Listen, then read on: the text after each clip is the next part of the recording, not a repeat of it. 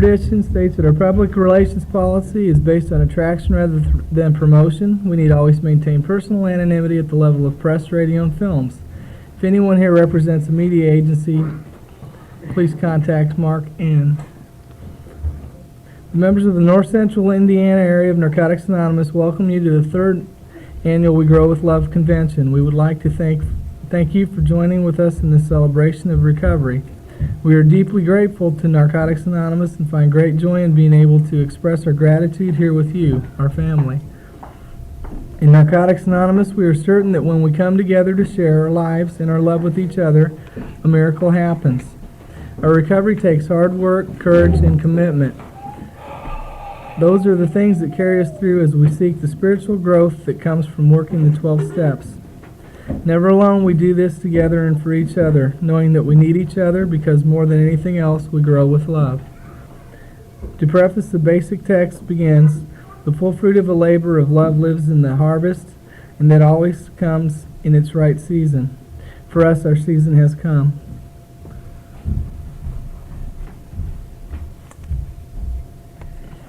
Ask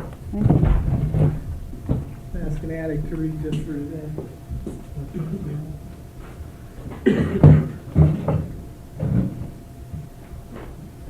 Maggie and Roger. Roger. Just for today, my thoughts will be on my recovery, living and enjoying life without the use of drugs. Just for today, I will have faith that someone in NA who believes in me and wants to help me in my recovery. Just for today, I will have a program. I will try to follow it to the best of my ability. Just for today, for NA, I will try to get a better perspective on my life. Just for today, I will be unafraid. My thoughts will be on my new associations. People who are not using it have found a new way of life. So long as I follow that way, I have nothing to fear. Thanks, Roger. Thank you, Roger. Thanks, Roger. Thanks, Roger.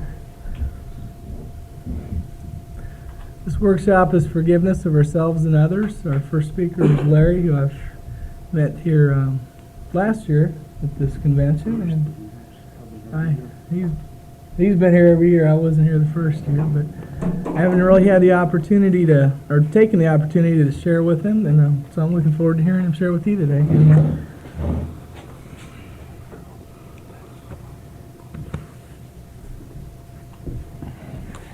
Hello, I'm an addict. My name's Larry. Hi, Larry. Oh man, a little bit of confusion. I thought I had a little bit of control this morning. I was just saying that I don't need to wake up with that. And didn't get breakfast. I thought I was gonna hear a bell this morning waking me up, and didn't get the bell in 15 minutes. Boom, I'm over here sharing. And I've been trying to do a little bit of prayer and meditation while I'm walking, and a friend of mine in the program here, he,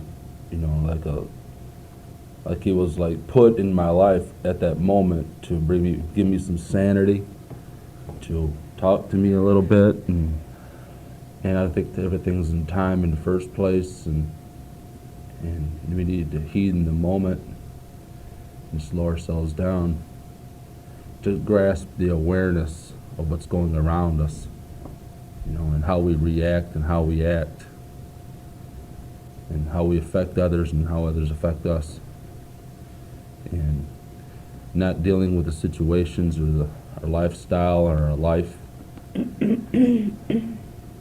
the past directly affects what we do today and how we are affected by others, and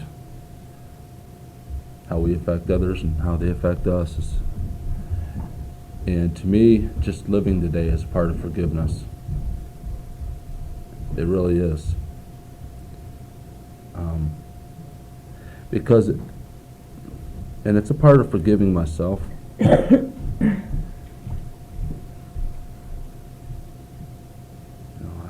For so long, I was in a place where,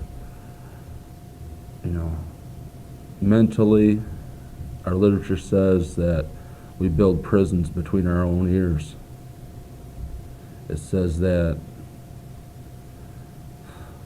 the things that, in the ways that, every aspect of the way an addict is in our literature for me. And I read it. And that's how I tried to figure out who I am and where I came from. And I was just so confused when I first got here. I came this way by prison systems. And for me, and then I had one of those unique families, I thought, when I first got here, that I was raised up, a poor middle class family. My dad's a steel worker. He never gave me attention the way I wanted it, but the way he could give it to me. My mom was more of an enabler, doing for us. And ever since I've been in the fellowship, I've made it one of my very, very basic things to do on a daily plan is to forgive my parents, and to forgive myself for the things that I did to my parents. Because that's like the root of Larry. It doesn't matter that you forgive me, but it does matter that I forgive you. It does matter. I learned in the 8th and the 9th step that I needed to come out of me. I needed to come out of me, and I needed to make aware of the way I felt at a certain time in my life and how I feel today and the actions that I needed to take in order to get to where I'm at.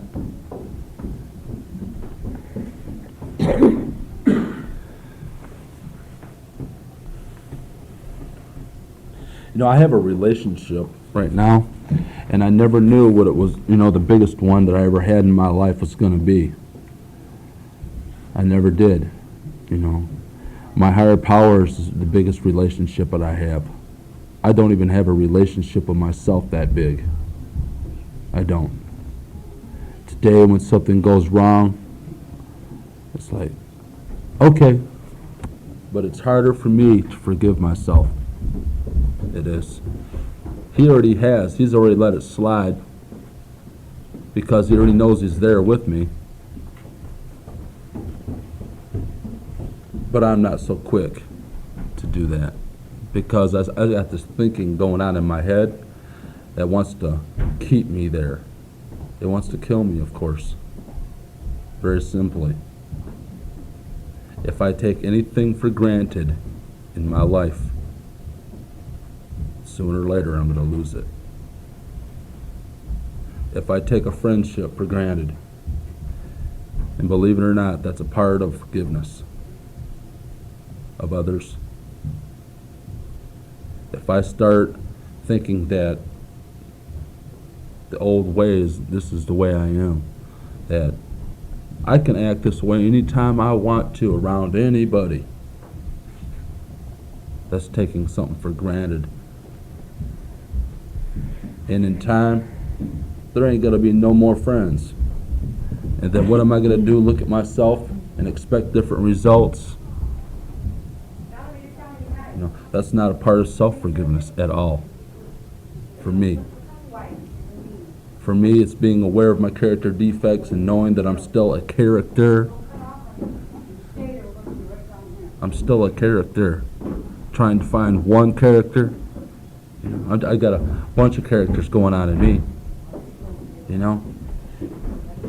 but I've tamed it down to the 100 that I was when I came here, down to just a few today, because I'm more content because of this forgiveness of myself and having done some of the things that I need to do in Narcotics Anonymous, not anywhere else.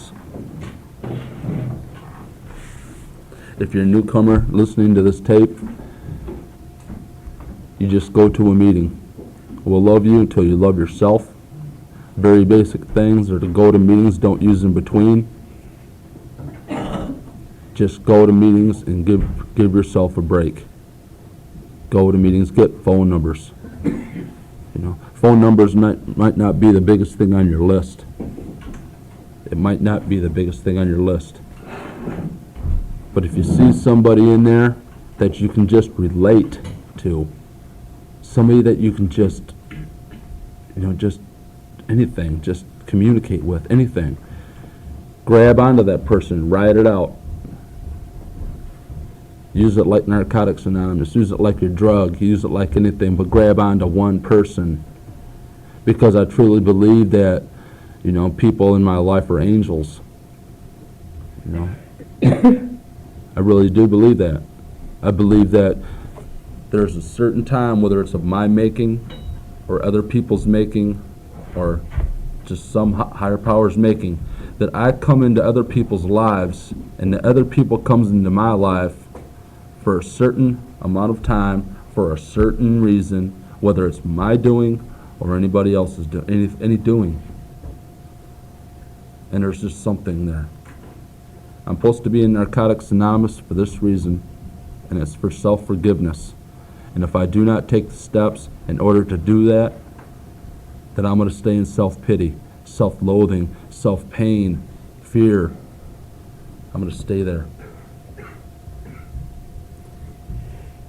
I found out since I've been here that I have a almost consistent form of humility and humbleness and gratitude, acceptance and surrender since I've been here a little while now. And that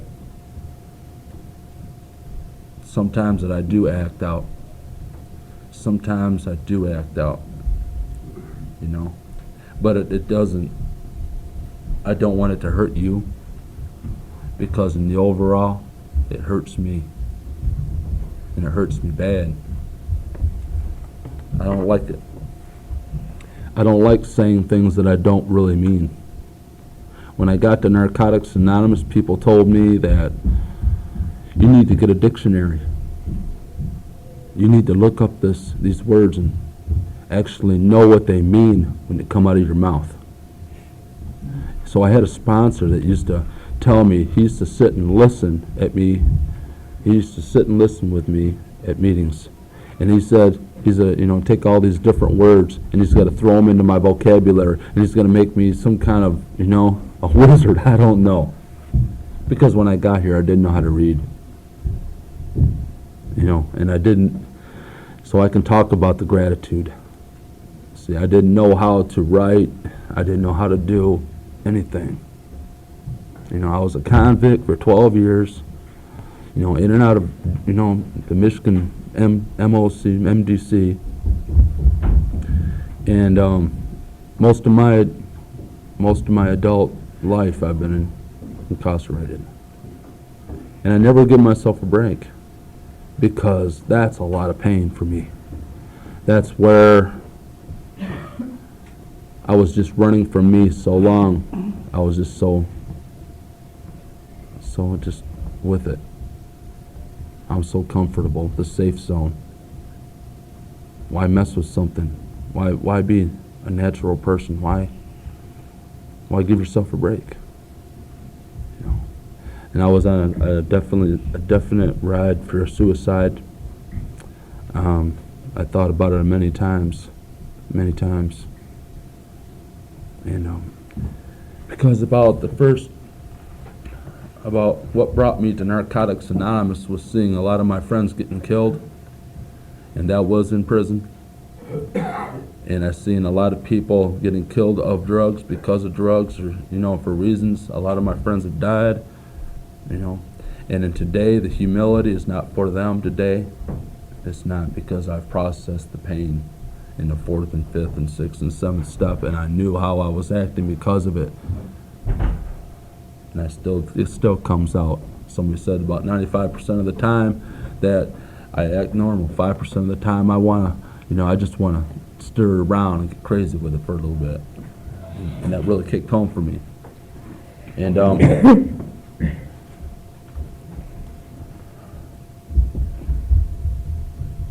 it's just where I'm at today, is that there are certain principles to me that mean more than anything. And if I don't have any kind of self-esteem or self-worth and I get caught up in the hustle bustle of life that I haven't got time. I don't want to take Narcotics Anonymous and the people in Narcotics Anonymous for granted. And thinking that I'm, grandiose. And that I've been here this long, I'll be here for another 5 or so years. I'm not going to do that. I can't do that. I'm setting myself up. I just can't. But there was a time when I was here, I did. I know that. And I come to the fellowship today, in like a 9th and 10th step. Because I've acted so wrong to so many people in this fellowship for so long.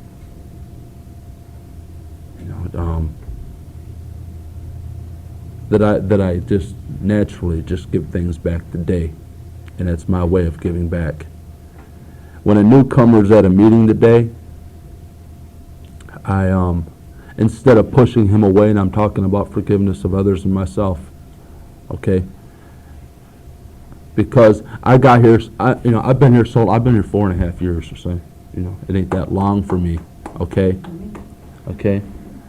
And I got to, I'm a guru now, right? I had that attitude of like I've been here for a little while, and it pains me inside to think that. It does. It really pains me. And I've tried to forgive myself sometimes because of that. And I've been under this 9th and 10th step, and I've been sharing a lot with newcomers. A lot with newcomers. And my main focus today is staying with the newcomers and helping the newcomers. And that's the desire I'm talking about. It's my primary purpose. That's what my primary purpose is today. That's what you taught me. That's exactly what you taught me. I try to teach people how to be a part of society by doing service work. That's how I got it. That's how I got it. I didn't know how to be Mr. Sociable out in the world and have my job and take care of my son and all these different things and be Mr. Sociable out here in the world after all that time by just doing it by myself and not taking direction. And the way I got it was hardcore. That's the way I got it. That's the way I needed it. And I rode with it. Rode with it. And till I just couldn't ride it no more. And I got rid of that sponsor. And I've had 3 or 4 cents. But you know something? I never forgave that sponsor. And he never forgave me. And I think it's one of the things that I'm going to be doing before the next, not too long from now, is that I'm going to call him up on the phone, and I'm going to instill a little bit of humility into my life, and then we're going to talk. And I'm going to tell him exactly what I think of him, and I want him, that's only going to last for about 5 minutes. It is. It's only going to last about 5 or 10 minutes, and then I'm going to let him talk for a half hour. I'm going to let him talk for a half hour. Because you know something, I'm a firm believer, this is the way I live. I didn't treat you the way I wanted to. I didn't say all the stuff that I wanted to. So I'm going to kick myself because of it, because of what's going on in my life. I didn't have enough time to share with you, enough time to say what I wanted to you. And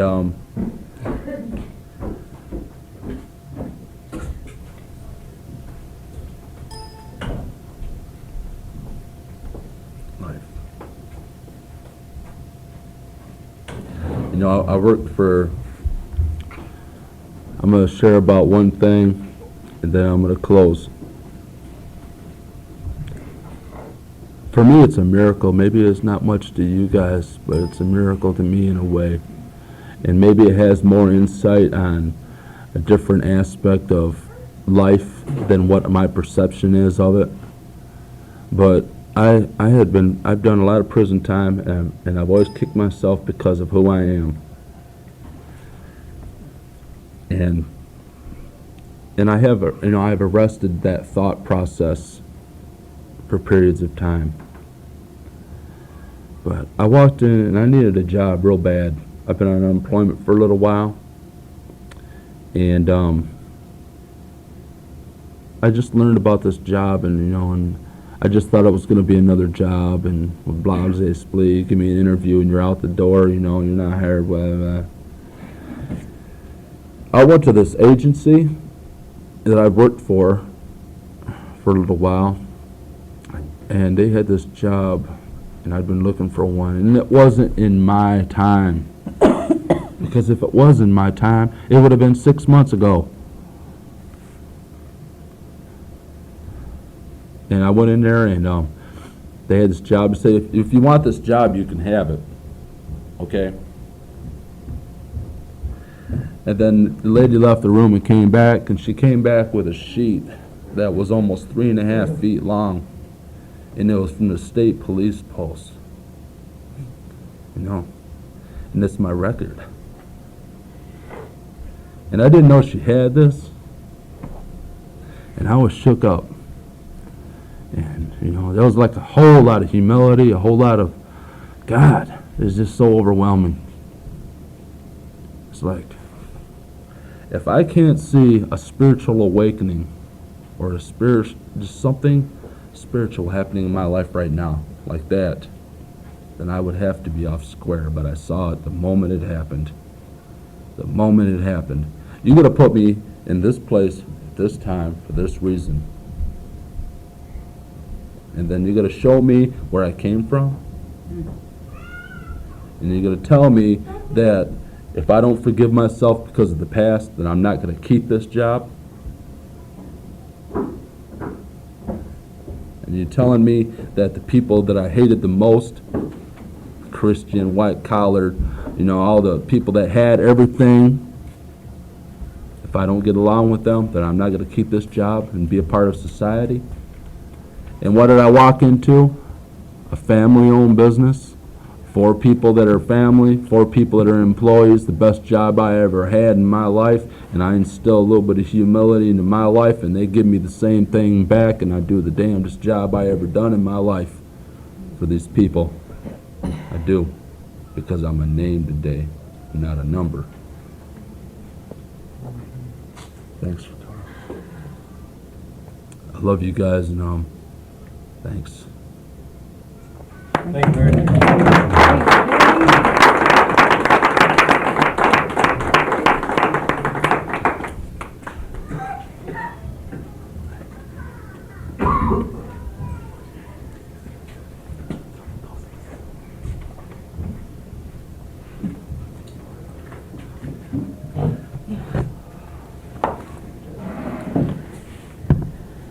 I'm Linda, and I'm an addict. I didn't know I was going to do this workshop this weekend. I didn't really want to do one. I came up here with a sponsee and a grand sponsee, and it's like I just kind of got roped into it. And they wouldn't do it without me. So it's like I was telling Larry, we're 3 in 1,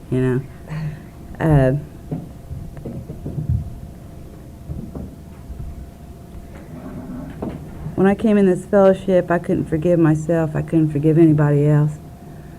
I held resentments. I took vengeance. I was really a vicious person. Today, everything in my life's changed, inside and outside. Today, in order to forgive myself, I've learned a process. When something's going on with me that I know I was wrong and I need to forgive myself, I give myself a day to just chill out. Because I can get real angry real fast, and I can get real vengeful. And I don't want to be like that today.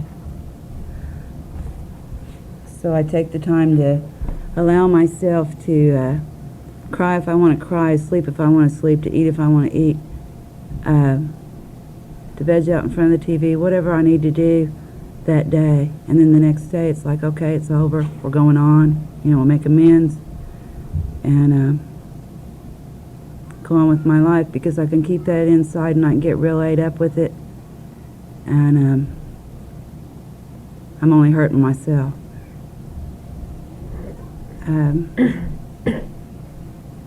I guess forgiving and letting go in recovery is about the hardest thing I can do.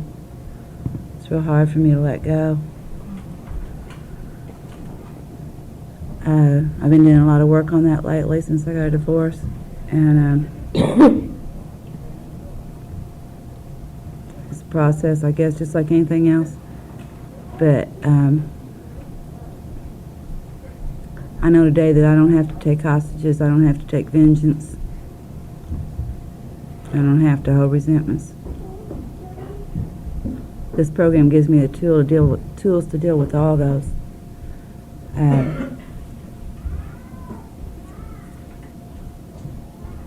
I know I find myself saying a lot of times, vengeance is mine, saith the Lord.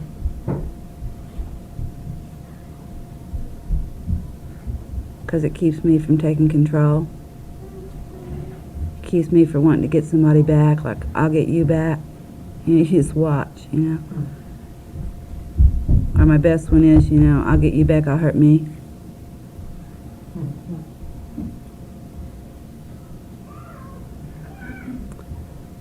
And I've done that a lot in my life. And most of the time it didn't bother them at all.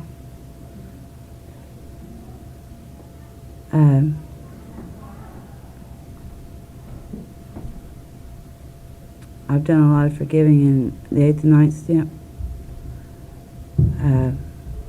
I hated my dad my whole life, and I can honestly say before he died I tried my best to forgive him.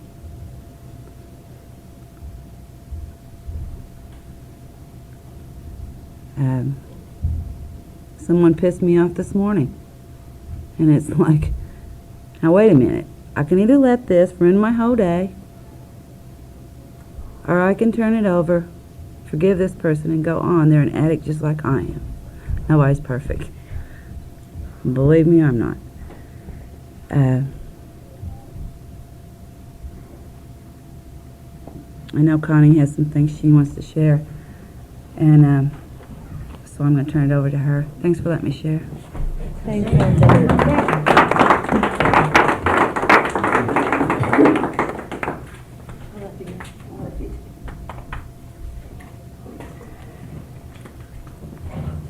I'm an addict named Connie, and I really don't have anything profound to say, and I really don't have that much to share, other than forgiveness. I hope I can forgive myself. I was able to survive this relapse, and I really hope that I can forgive myself and keep coming back. I worked on forgiving a lot of people, and I was able to do that. I was able to get okay with my parents and to quit blaming everyone else in my life for my life. But I just hope I can forgive myself. It's really hard, I see why when people relapse, why it's so hard to get back, because that guilt and that shame is just consuming, and my disease keeps telling me that you don't have any clean time, you might as well use. And I was sharing with an addict last night. She said, as long as I keep listening to that, I'll never have any clean time. And I don't want to die out there. The only reason I'm here is because I can't do that anymore. And this is the only way I have found not to have to live like that.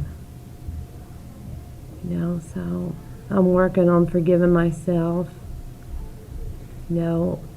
I'm asking God to let me forgive myself, and other than that, I don't know what to do. So I'm open for suggestions, and I'm real grateful to be here. And we'll just open it up. Anyone like to share? Thanks.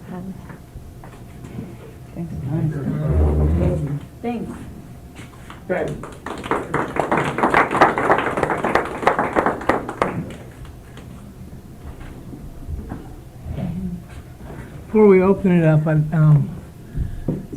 like to ask that if we can, please limit our sharing possibly to maybe 3, 4, 5 minutes so that everyone who'd like to share gets a chance to. And we'll go ahead and open it up.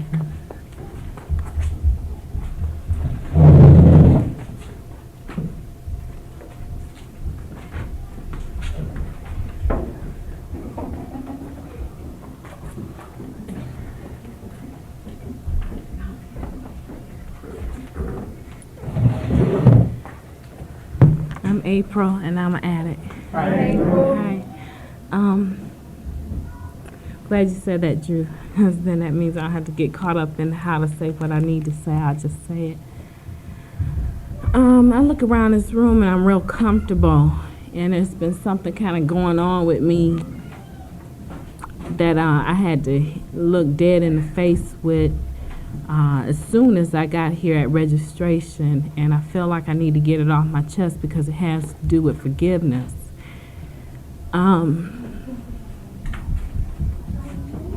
One thing I know for sure is that there is nobody that can do to me what I've already done to me, period. You know, so the forgiveness, first of all, you know, I need to get with forgiving myself. You know, and forgiving others, it comes relatively easy per se in comparison because I give myself the darnest of times, you know, and it's hard. I have one prejudice, and that's a racist. And anybody that I feel falls into that, I have a hard time breaking a barrier with. And when I first started doing meetings in the area that I live in, I had to encounter that right away, and it hurt me really bad, so I stayed away, and I kept traveling long distances to get my meetings. And right now I can't even look at anybody because it just kind of hurts that bad. And I decided that traveling the distance, first of all, I was raised by a white man and a black woman, my mother, my father, my stepdad, from 6 months up. So I came up in a home where I had to deal with both races. And I'm real, that's second nature for me. I don't have no problems with color, you know. But I took a lot of physical abuse from both races as a result of their relationship. And that's where the core of this pain seats. And so when I encounter in my adult life, I have a hard time forgiving. And I would go to these meetings a long way away, but it got to be too much. And I said, I have to, for the sake of my recovery, forgive this area and just find one spot that I could go and feel comfortable and just get over it, you know, drop it and go on. You know, not everybody are like those people that walked out on me like that. And so I found a spot, and I started doing some service work. And Drew knows I try to sit right between him and Dan whenever I go to area for anything because I feel real comfortable with them. And I was at area, and someone made a comment that was really kind of depend on who you are, but for me, where I came from, it was like a racial statement, and it hurt me real deep. And when I got here to register, that person was standing at the desk, and there were 3 other people there, and I hadn't seen this person since that area meeting. And the first thing I threw up a mental and a emotional, a heart block as soon as I saw him at the desk. And their recovery allowed them to look me eye to eye and ask me if I offended them, if he had offended me. And I wanted so badly to lie. I wanted so badly to say no.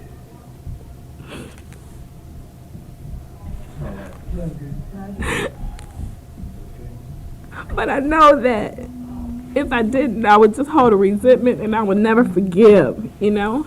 And it would mess me up because I need to keep going to area and encountering this person. And so I looked at him and I told him, I said, yes.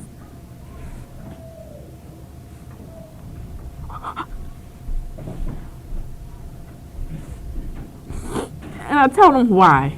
You know, I got honest with my prejudice.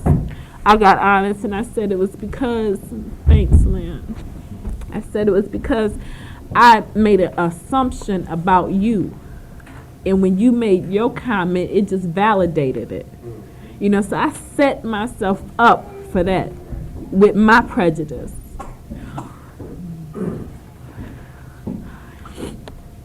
And they apologized. And I could see in their eyes that they were yearning for some forgiveness. And one part of me, the addict part of me, was saying, don't even forgive this mug. Don't even think, let them think you want to forgive. But because I know what I've done to myself, there's nothing you can do or say that will hurt me worse than I've done myself. And I said it. I accept your apology. And I meant it. And he wasn't done with it. He was still processing it. Even later, he said, I feel so bad. I feel like running and crying. And he's not no little dude, you know? And I'm like, this big old man wants to run away and cry. We all humans up in here. And I told him, it's okay. You can do that. And he started to cry.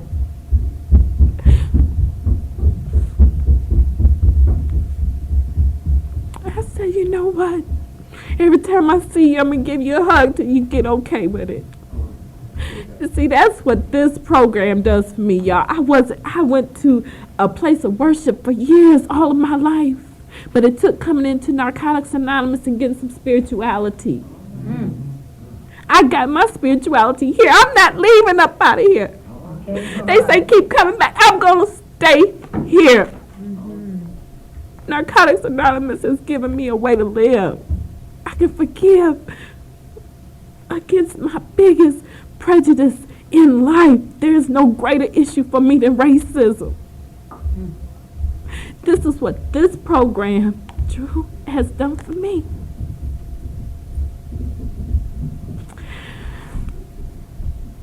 I love y'all, pal. Coming back here.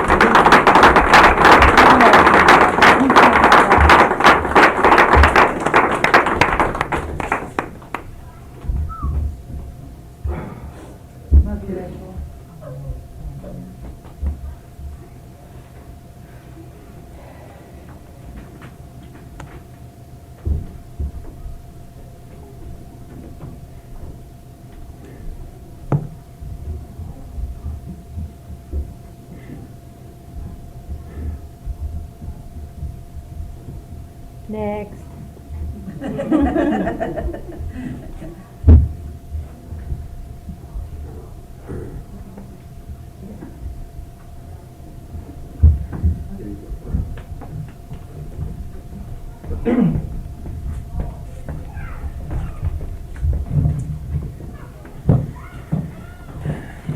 Hi, my name's Frank. I'm an addict. Hey, Frank. Frank.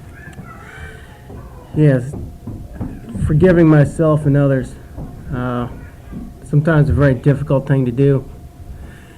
I know that when I get in intense situations that I don't feel comfortable with, that is a trigger for me to lock up in my mind and not be able to think or talk straight. It makes it very difficult for me to apologize to people or forgive them because I end up saying things backward or wrong, and I end up feeling more horrible about myself than when I started. And it ends up twisting things around because I'm not able to communicate my feelings to other people, you know? And then it makes it more difficult to forgive myself. But coming around to Narcotics Anonymous made it possible for me to to know myself better, to enhance my communication skills, and made it possible for me to forgive people at times. But then other times, I still get very emotional and lock up, and am not able to properly communicate to other people or communicate to people the way I want to. But this fellowship allowed me to be able to just be okay with the way things are. And to just say, well, you know, I don't have to forgive them right here and now, that in due time I'll be able to forgive them, and I don't have to obsess on the moment and make things worse in my own mind, because the more I obsess on the moment, the more I am unable to communicate with anyone. And today I'm able to realize who and what I am and accept more who and what I am, and to realize that what I need to do is just be okay with the situation at hand, and then in due time, if I am to forgive this person, it'll happen, you know, in due time, and that I need to practice a little patience on that as well. And I have to be okay with things like, you know, I had a talk with my brother, and he had a lot of pain of things that happened in the past when we were growing up.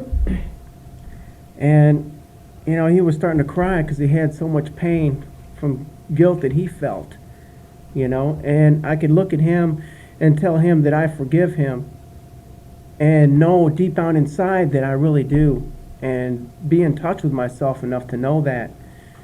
And he was unable to forgive himself. And today I have to be okay with that, you know, because I can't do things for him. I can only do things for myself. And I can pray for him today. And being okay with my reality today is very difficult at times. But I know that I can come back to meetings, and I can pray about it, and I can share about it, and I don't have to use over it today. Thanks. Thanks, Sheriff. You come back.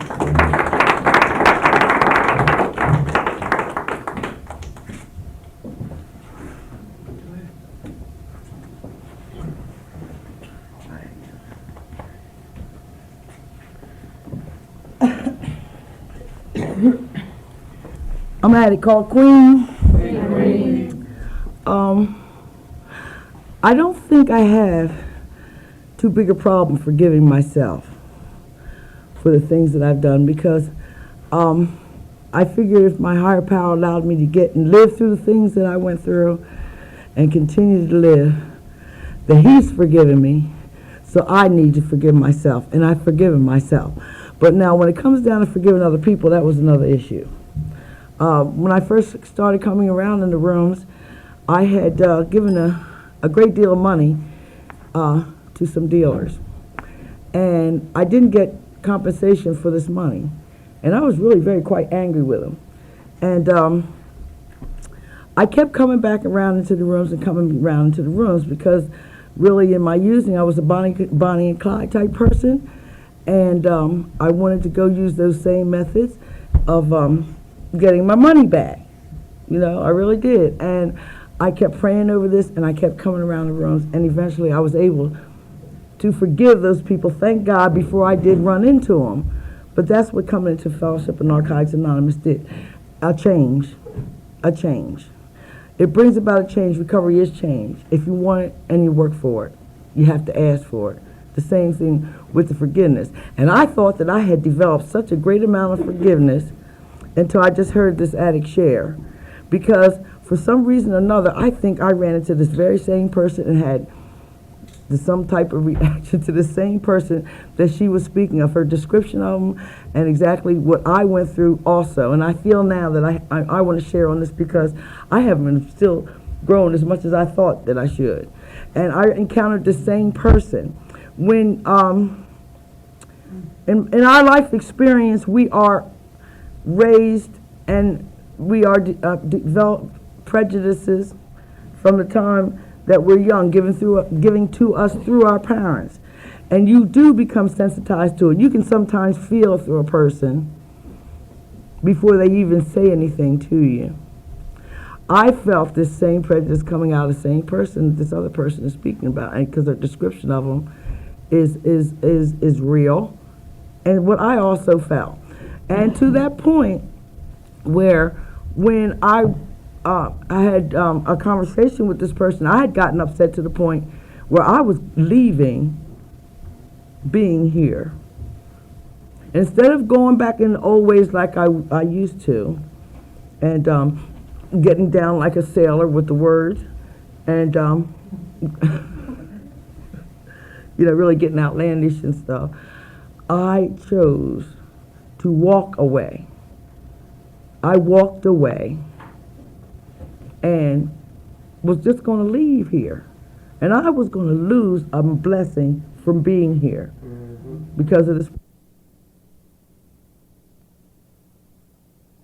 Because I've been seeing him here all through this, after I stay, I keep seeing him, and I'm throwing daggers. You know what I mean? And and even worse than that, I said to another person, as I was getting ready to go into a room, I was going to not go through a door just because that person was standing there. Now, you know that's wrong. And the fellowship doesn't teach that. The fellowship doesn't teach that. So a person said to me, go through that door right where they're standing at. And I went through the door and cut now that's not right. And that's not the fellowship. That's not spirituality. But this girl has really helped me grow because she makes me realize I have to be the one to say to them, within my heart, I forgive you, and end up giving me a hug. And I thank you for letting me have a chance and opportunity to be able to grow a little bit more, to get over the prejudice that I had developed from them. With that, I'll pass.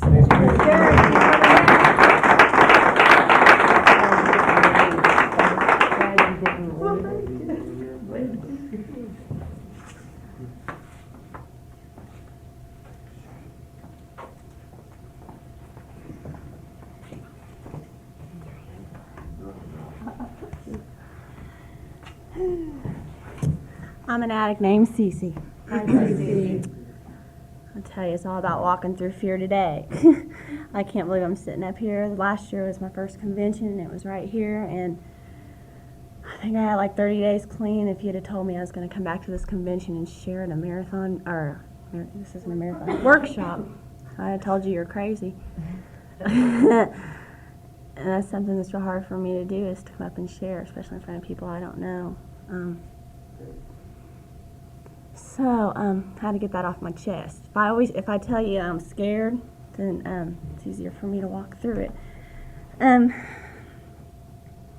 I've been doing a whole lot of that, walking through fear lately. I've been noticing it in my life.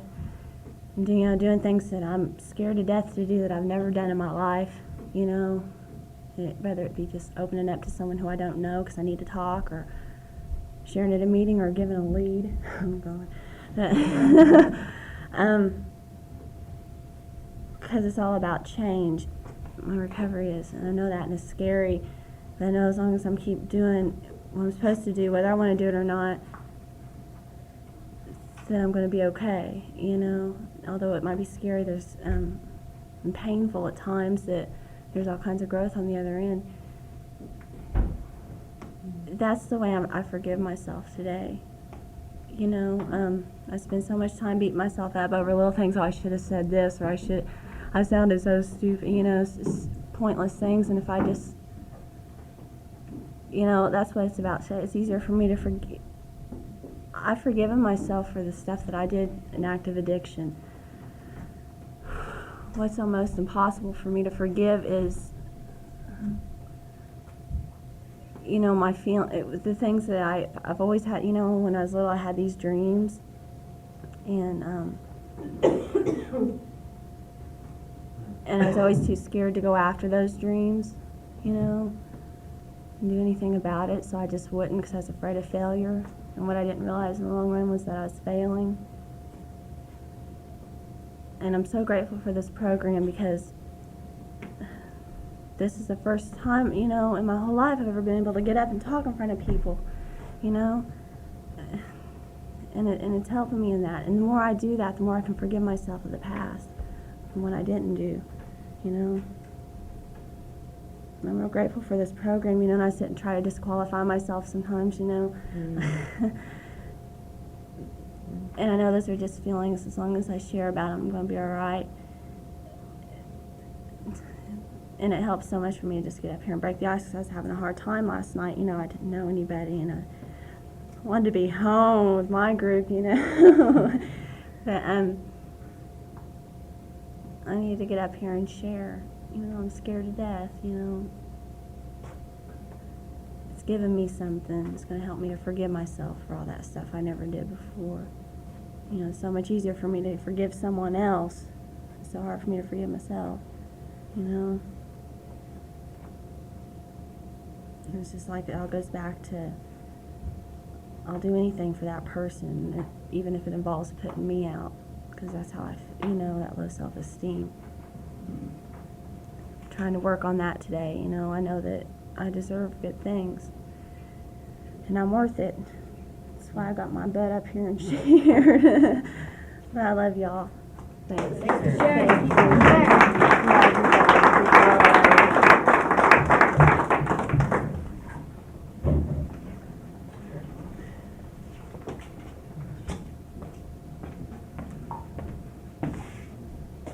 Hi, I'm an addict named Marie. Forgiving ourselves and others, I don't know, but for me, I know that was very hard for me to do, because I went through a lot of insanity during my addiction, and my disease just wouldn't allow me to forgive myself, you know, like, I mean, my children got taken away, and I was homeless, I was helpless, I was hopeless, I was everything, you know, powerless, something I didn't want to be either.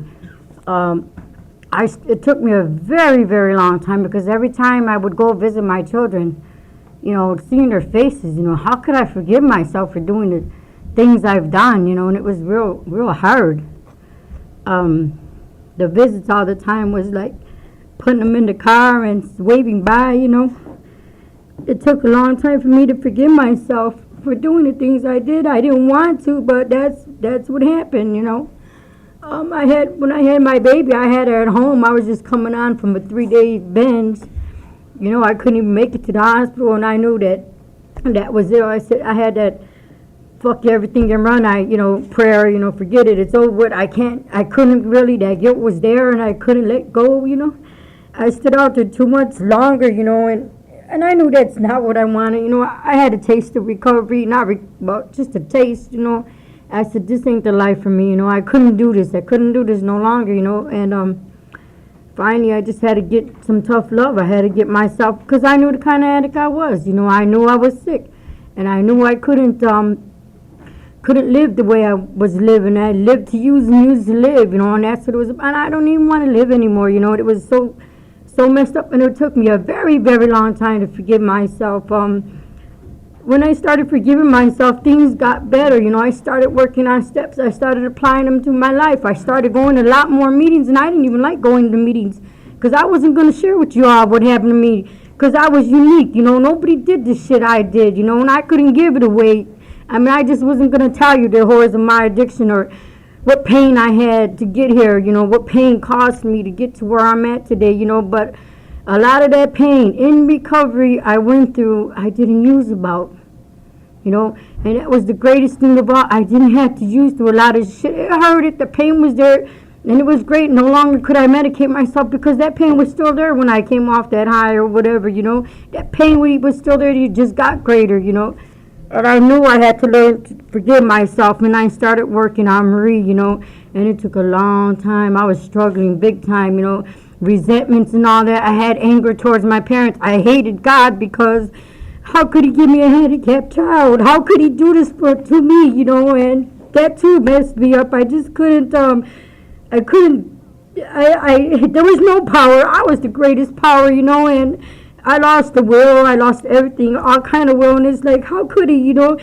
But, you know, that too I had to accept, and I had to deal with that and learn, you know, and I had to carry on and go.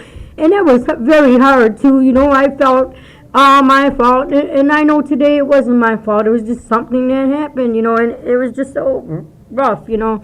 That was a lot of forgiving, you know, to do. And I got through that too, you know.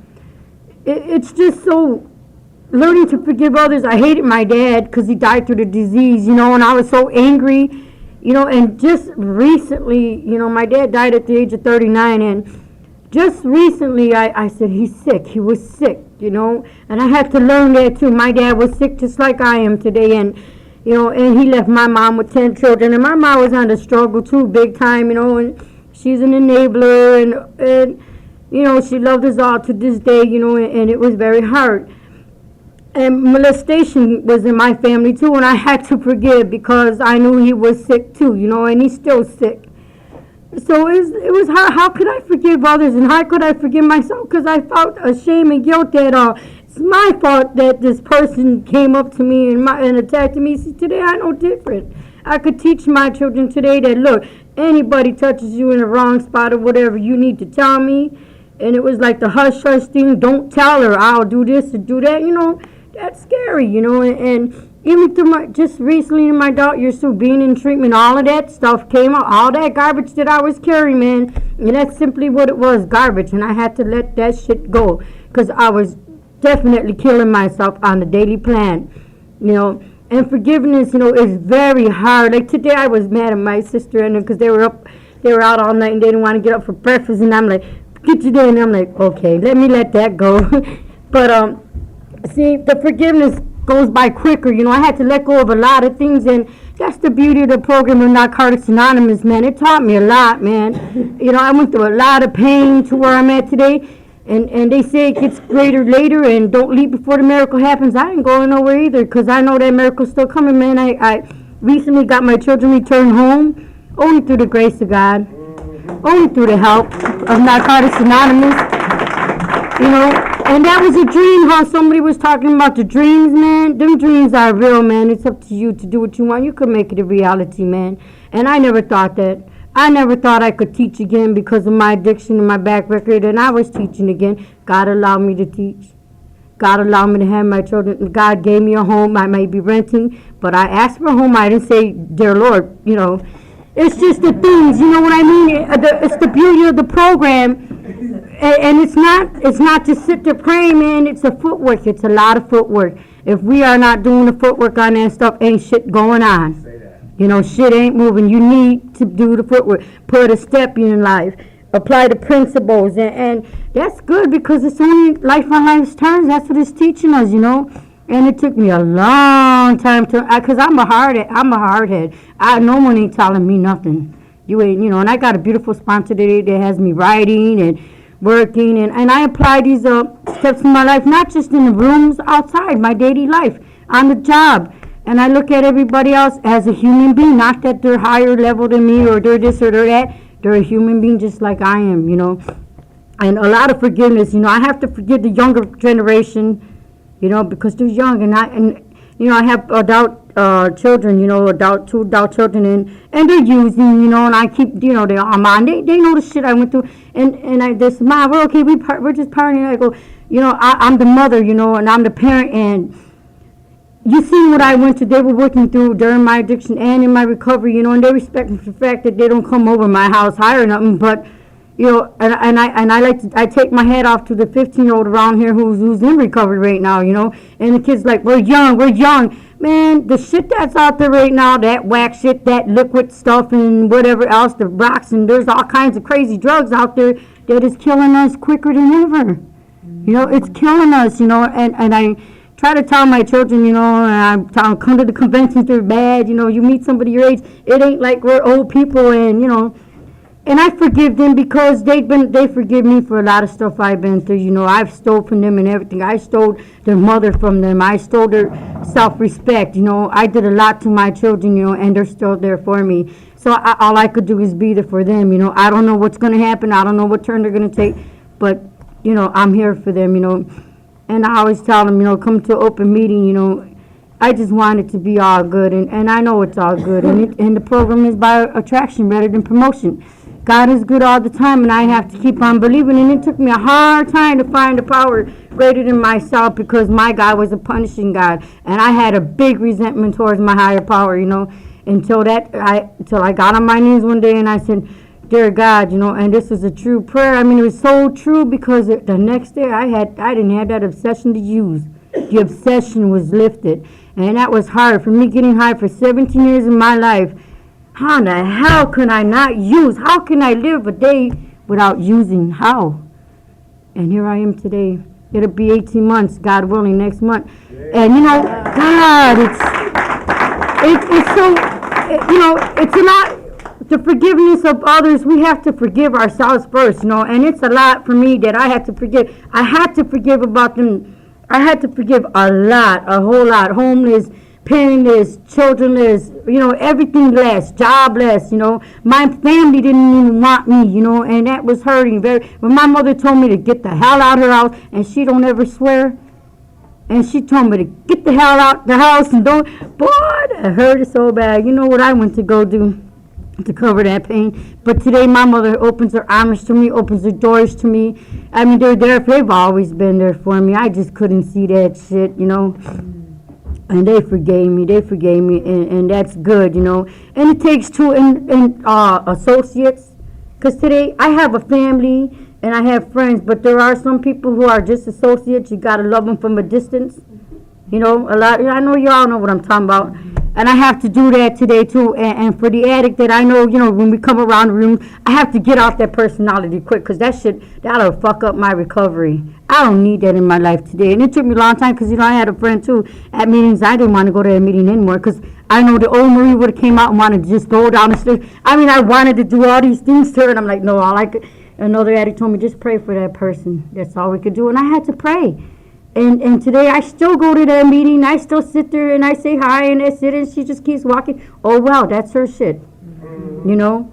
I know I let it go. That's her, and you know, whatever's going on in her life, that's her thing, you know. And I can't live on dwelling on someone else, what they think about me, where they're going, and all this stuff. I have to keep just forgiving myself, working on me, and it all falls in place, you know. It all falls in place. But forgiving ourselves and others, it works. It works. As long as we walk up to them and make our amends with them, that's them. We did it, and we're doing it from the heart. And I know us addicts in here, we come from the heart. We come from the heart. You know, and it took me a long time to come from the heart, too, because I was boosting my ass off in the beginning. Because I didn't want to be here, you know, honestly. I didn't want to be here. But today, I'm here for Marie, you know. Now I'm an acting named Marie, and I'll keep coming back. All right.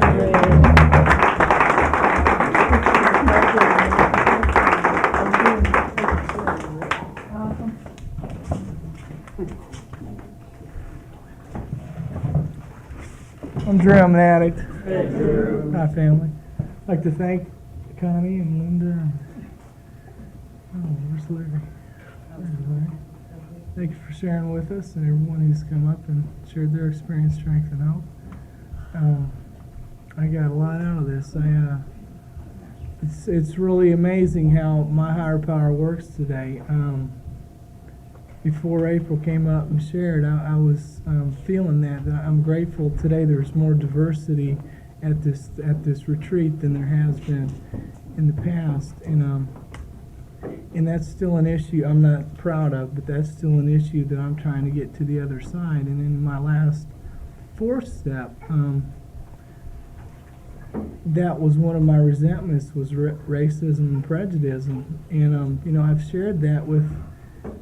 I haven't shared that with any African Americans or Hispanics or Native Americans or anyone other than white, and it came to grips with why, because I still don't feel like I've forgiven myself and got to the other side.